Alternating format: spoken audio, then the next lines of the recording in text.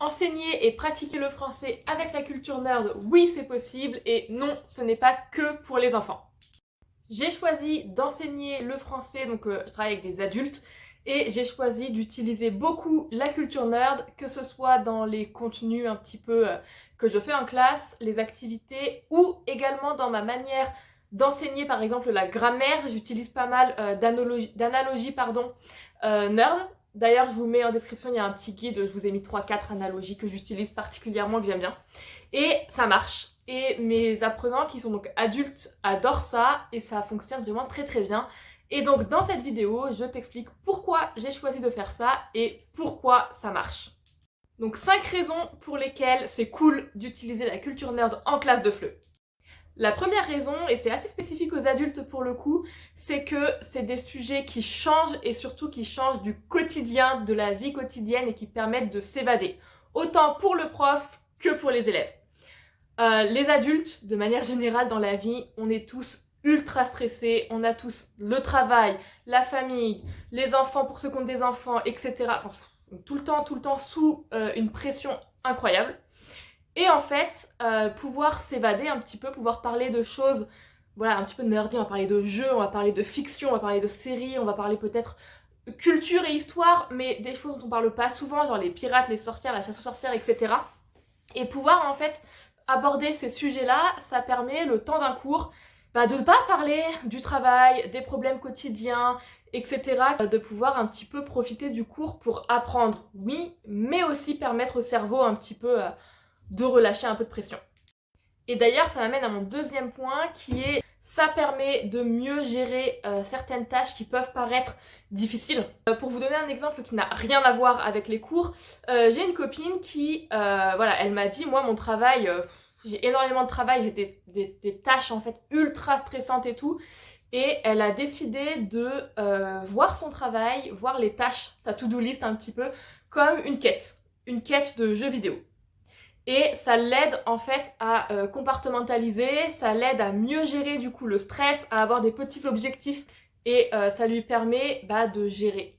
Et donc ça, c'est également vrai pour les apprenants, notamment pour ceux qui n'aiment pas la grammaire, qui ne comprennent pas grand chose à la grammaire. Et là, je pense notamment, j'ai une étudiante qui est américaine et la grammaire, ça lui parle pas, vous savez, tout ce qui est termes de grammaire, un verbe à la limite, ça va. Mais tout ce qui est au-delà de ce que c'est qu'un verbe, ça lui parle pas. Si on commence à lui parler d'adjectifs, de compléments, de COD, oh là là là là, je la perds complètement, ça n'a aucun intérêt de lui expliquer les choses comme ça, elle comprend pas. Bon, c'est pas un problème, mais du coup, il faut trouver en fait des manières de lui expliquer la grammaire qui soient compatibles entre guillemets avec la manière dont son cerveau va recevoir l'information. Et ce qu'on a trouvé et ce qui marche, c'est justement du storytelling, mais autour de la culture nerd, parce que c'est quelque chose qui est populaire, c'est quelque chose que les gens connaissent, que les gens comprennent, et du coup, ça permet de faire des liens dans le cerveau qui sont en fait beaucoup plus clairs pour elle que si on lui explique « Ah oui, mais tu vois, le mot qui précède, du coup, c'est le COD, il y a rien qui... Voilà ». Lui expliquer ça comme là, les temps, en fait, tu peux le voir comme une réalité alternative. Dans le conditionnel, par exemple, je m'imagine un what if, hein. J'ai une étudiante qui m'a dit « Ah, mais du coup, en fait, c'est un peu comme le what if de Marvel. » Oui. En gros. Oui, c'est ça. Et ça permet, du coup, de faire un « Ah, ok, c'est bon. J'ai compris. » Et que ça passe, et que ce soit pas un enfer, ni pour l'élève, ni pour le prof. Et rendre ce cours-là sympa. Et c'est pour ça que j'invente le plus possible des analogies. Des petites, voilà, des petits moyens mémotechniques, des petites analogies, des petites métaphores qui sont basées sur la culture nerd et qui vont permettre aux élèves de vraiment comprendre sans passer forcément par toutes ces explications grammaticales super complexes. Un troisième avantage, c'est que le cerveau est réceptif du coup à tout ce qui est positif comme émotion. Et donc là par exemple, voilà, le fait d'expliquer la grammaire qui d'habitude est quelque chose de très négatif pour ces élèves-là avec une analogie nerd, qui du coup devient associé à quelque chose qu'ils aiment bien, devient associé à du positif, ça va aider le cerveau. Apprendre une deuxième langue, donc on a l'objectif de devenir quelque part bilingue. Alors, qu'est-ce que ça veut dire bilingue? Grosse question, y a des débats, on sait, est-ce que c'est vraiment parler parfaitement une deuxième langue? Mais Est-ce qu'on parle vraiment parfaitement 100% notre première langue? Bon, on peut débattre aussi. Est-ce que c'est simplement être capable de se faire comprendre? Il y a beaucoup de débats, il n'y a pas de définition claire du bilinguisme. Ça, c'est clair et net. En revanche, généralement, ce que les étudiants veulent, en tout cas ce que moi, mes élèves me disent, c'est je veux être capable de penser en français, je veux être capable de brancher un petit peu mon cerveau en mode français et d'arrêter de tout traduire, etc. Et en fait, je me rends compte que en parlant avec des amis qui sont donc bilingues, enfin peu importe la définition que vous donnez au mot, mais en tout cas qui parlent 2 langues, ou 3 ou 4, etc. hein, mais quand on leur demande un petit peu, et je me suis posé la question à moi-même également, à quel moment t'as eu ce switch là? À quel moment il y a eu cette bascule où tu t'es dit ah mais tiens, ça y est, je pense en fait dans cette langue-là, je pense en anglais, je pense en français, j'ai peut-être rêvé dans une autre langue, incroyable. Qu'est-ce qui s'est passé? Parce qu'il y a des gens qui parlent très très bien une langue, mais qui peuvent être même C2, et qui ne pensent pas dans cette langue, qui ne vont pas avoir des pensées comme ça qui vont leur venir dans une langue ou dans l'autre, qui ne vont pas rêver dans une autre langue, etc. Et donc en fait, on s'est posé cette question-là. Et il s'avère, alors très honnêtement, j'ai pas fait de recherche approfondie, donc là c'est simplement un retour d'expérience de moi et de quelques amis à qui j'ai posé la question et qui ont eu la même situation, mais je ne dis pas que c'est universel, je dis que ça arrive en tout cas. Ce qui s'est passé en tout cas pour moi et les personnes à qui j'ai posé la question, c'est qu'il y a eu une rencontre entre les émotions et la langue qu'on était en train d'apprendre. En fait, à un moment donné, il s'est passé quelque chose qui fait que la langue qu'on était en train d'apprendre, peu importe la langue, elle a été reliée aux émotions. Par exemple, dans mon cas, j'ai vraiment commencé à penser en anglais, qui est donc une langue que j'ai appris à l'école, mais j'ai vraiment commencé à penser en anglais et à vraiment pouvoir me considérer un petit peu bilingue à ce niveau-là quand j'avais une prof d'anglais, une prof particulière d'anglais qui était géniale, gros cœur sur elle d'ailleurs, et elle avait vu que j'aimais beaucoup la fiction, etc. Et elle m'a dit, ok, ce qu'on va faire pour que tu pratiques l'anglais, tu vas écrire une fanfiction, en fait. Alors courte, elle me demandait pas d'écrire un bouquin, mais elle m'a demandé d'écrire une petite fanfiction sur une série que j'aimais particulièrement ou un film que j'aimais particulièrement. Et à ce moment-là, il y a quelque chose dans mon cerveau qui s'est débloqué. Il y a quelque chose qui s'est débloqué au niveau de l'anglais parce que j'ai utilisé la langue pour faire quelque chose qui me parlait à moi au niveau vraiment émotionnel. Et pour vous donner un autre exemple, j'ai une amie où elle, pour le coup, elle a appris le français, elle le parlait très bien, pas de problème, mais elle n'avait pas eu cette bascule, elle pensait pas en français, etc. Et puis, un jour, elle a découvert un créole qui était particulier et qui lui a parlé. Et là, il y a eu un lien émotionnel qui s'est créé entre le français et sa culture, qui lui tenait vraiment à cœur. Et c'est là que le français a commencé à vraiment prendre de la place dans son cerveau et dans son cœur, entre guillemets. Et c'est assez intéressant donc de voir comment les émotions jouent.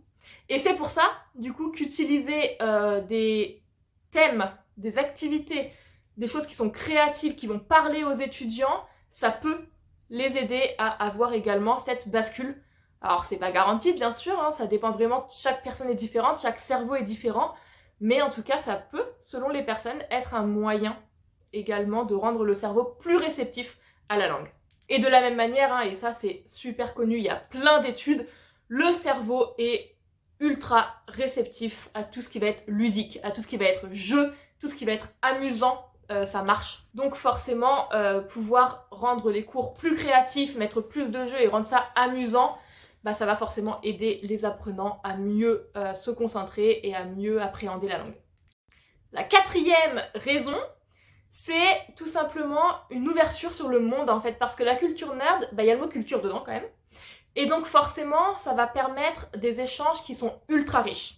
Par exemple, quand vous faites un cours qui parle, je sais pas, des contes ou des mythes, vous allez partager en tant que prof les mythes de votre culture, peut-être de votre région spécifique, et puis l'apprenant va pouvoir découvrir, réagir à cette culture-là, mais également la comparer à sa propre culture.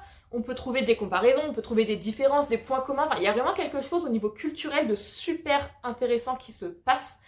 Et c'est valable pour tout. Si on parle de jeux vidéo, quel type de jeux vidéo sont populaires dans notre pays, dans le pays de l'apprenant, dans d'autres cultures encore. On parle, je sais pas, de sorcières, la chasse aux sorcières en France, en Europe. Comment ça se passait dans la culture de l'apprenant? Est-ce qu'ils ont encore des traces s'ils étaient aussi en Europe? S'ils étaient complètement ailleurs, est-ce que ça existait? Est-ce qu'il y avait des types de magie médiévale ou non? Enfin, on peut vraiment avoir un intérêt et des discussions qui sont ultra riches pour tout le monde. Et ça, c'est quand même super cool. Et puis le point numéro 5, j'ai envie de dire, c'est aussi quand même vachement sympa pour le prof. On va pas se mentir. Quand on est prof, on fait des cours toute la journée. Souvent, on réutilise beaucoup les mêmes activités parce que on a des activités qui sont très bien, qui sont réutilisables, qui sont adaptables à plein de profils différents. Et puis ça nous fait gagner du temps aussi de réutiliser des activités qu'on a déjà préparées et qui du coup on a juste à adapter. Voilà, bien sûr. Mais parfois, en tant que prof, faire pour la 154e fois cet exercice à trous sur le thème du travail, on n'en peut plus. On n'en peut plus, on en a marre. Faire ce 150e, conjuguer le verbe entre parenthèses, oui, bon.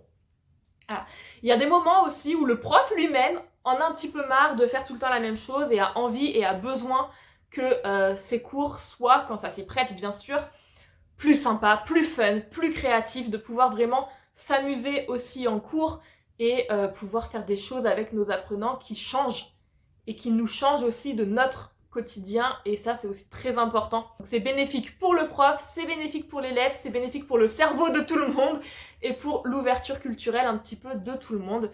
Et c'est pour ça que moi j'adore faire ça et que je conseille du coup à tous mes amis profs de le faire également, alors à la dose qui leur convient, au rythme qui leur convient, mais d'essayer de changer un petit peu de leur train-train quotidien entre guillemets et de s'ouvrir à une évasion au niveau des thèmes et de proposer des choses originales. Et parce qu'on m'a déjà dit oui mais Lucille, quand même les pirates, les sorcières, les contes, c'est quand même pour les enfants.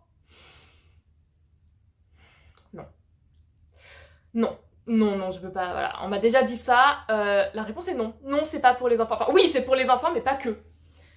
Les adultes ont le droit d'aimer des choses qui leur rappellent leur enfance. Les adultes ont le droit de vouloir s'évader un petit peu de leur quotidien. Et la fiction, non, c'est pas que pour les enfants, en fait. Et la culture, notamment par exemple la chasse aux sorcières, moi je suis pas sûre qu'un enfant comprenne vraiment tous les tenants et les aboutissants de quelque chose d'aussi complexe. Mais bon, ça n'engage que moi.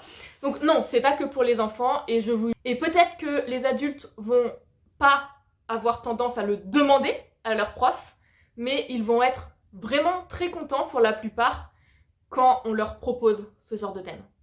Donc voilà pour ces 5 raisons d'enseigner la grammaire, oui, mais pas que, le français de manière générale, le FLE, à travers la culture nerd. Donc si tu es prof, je t'invite vraiment à te pencher sur le sujet et à essayer avec des étudiants avec qui tu sens que ça matcherait bien.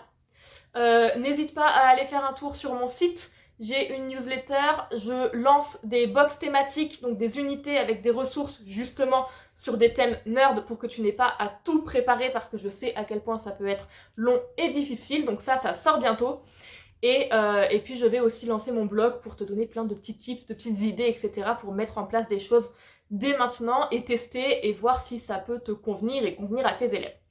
Et si tu es apprenant de français, va consommer, va chercher de l'info et puis amuse-toi. Parce que apprendre une langue, c'est fait aussi pour s'amuser et pour pouvoir ouvrir notre esprit à une autre culture et à une autre manière de voir les choses. Et c'est vraiment ce que je vous invite à faire en changeant un petit peu vos habitudes d'apprentissage.